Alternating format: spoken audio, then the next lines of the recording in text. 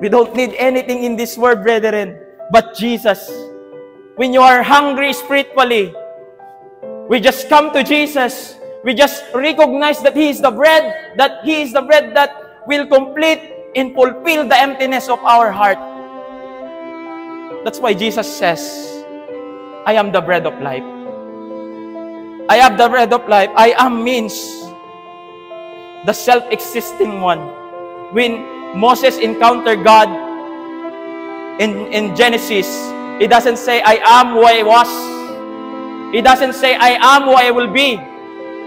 He is saying that, I am who I am. This means God is the present tense. He is the God of the present tense. He is the God of the past. He is the God of the future. And most beautifully, He is the God of the present. Amen? God is just saying that, I am the God who saved you 1,000 years ago, and I am the God who is completing you, and I am the God who will bring you to heaven. Amen? I am the God who will bring you to heaven, because it's pointing to His eternality. When you have me, you are qualified now in heaven. Amen? And never feel that that Christ is far away.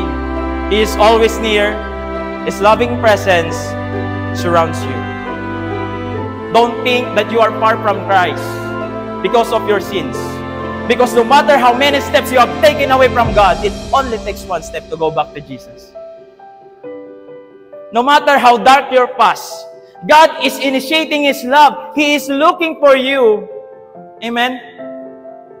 And seek Him with all your heart, and you will find Him. But sometimes, seeking Him, in seeking Jesus, we realize that He has been seeking us.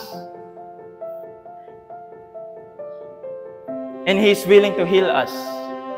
He is willing to restore you because He loves you just as you are.